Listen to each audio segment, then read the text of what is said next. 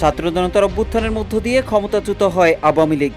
পতনের পর ভারতে আশ্রয় নেন শেখ হাসিনা সহ আওয়ামী লীগের শীর্ষ নেতারা। এরই মধ্যে আওয়ামী লীগ নতুন সংকটের মধ্যে পড়েছে। দলের নেতারাও নিজেদের দোষ স্বীকার না করে একে অপরকে দোষারোপ করছেন। নেতাকর্মীরা বিশ্বাস করেন কোথায় ভুল হয়েছে তা পেছনে ফিরে দেখা দরকার দলটির। সংবাদ মাধ্যম আল জাজিরায় প্রকাশিত এক প্রতিবেদনে উঠে এসেছে এসব তথ্য। আল জাজিরার প্রতিবেদনে বলা হয়, যখন 2024 সালে 16 জুলাই ছাত্র আন্দোলনে পুলিশের গুলিতে রংপুরে নিহত হন আবু সাইদ, তখনও আওয়ামী লীগের অনেক নেতা ঠান্ডা মেজাজে আরাম করছিলেন।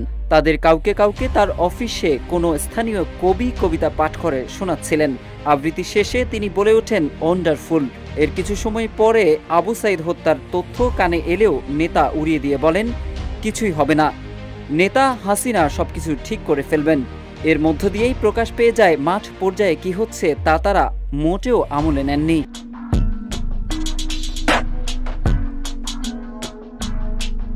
প্রতিবেদনে বলা হয়, অজ্ঞাত স্থান থেকে 16 জানুয়ারি আল জাজিরাকে ফোনে আওয়ামী লীগের যুগ্ম সম্পাদক আ.ফ.ম. বাহাউদ্দিন নাসিম বলেন, তারা আন্তর্জাতিক ষড়যন্ত্রের শিকার, যা শিগগিরই প্রমাণ হবে।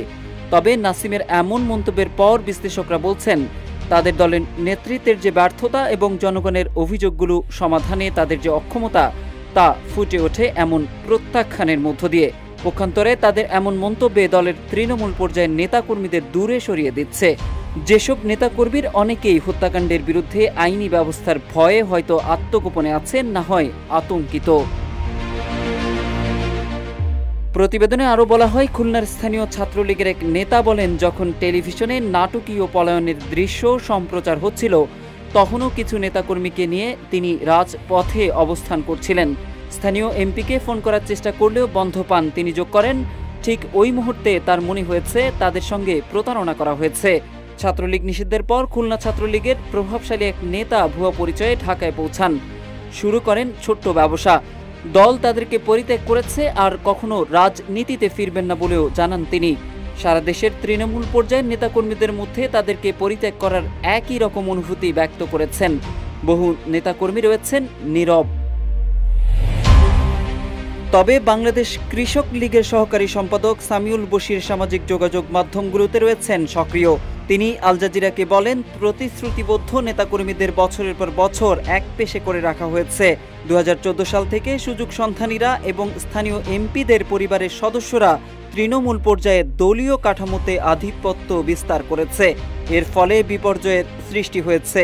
একই রকম হতাশার কথা আল জাজিরার কাছে তুলে ধরেন আওয়ামী লীগপন্থী চিকিৎসকদের একটি সংগঠনের এক নেতা। শেখ হাসিনার পরিবারের ক্ষমতার অপব্যবহার নিয়ে গোপনে মাঝে মধ্যে নেতাকর্মীরা সমালোচনা করলেও এখনও হাসিনার উপর আস্থা আছে অনেক নেতাকর্মীর। বিদেশে অবস্থানরত নেতারা সামাজিক যোগাযোগ মাধ্যম ও টকশোর মধ্য দিয়ে নেতাকর্মীদের পুনর্গঠিত করার চেষ্টা করছেন, কিন্তু দলীয় নেতাকর্মীদেরকে তা খাওয়ানো কঠিন। তারা বলছেন, নির্বাসিত নেতাদের পক্ষে এসব কথা বলা সহজ।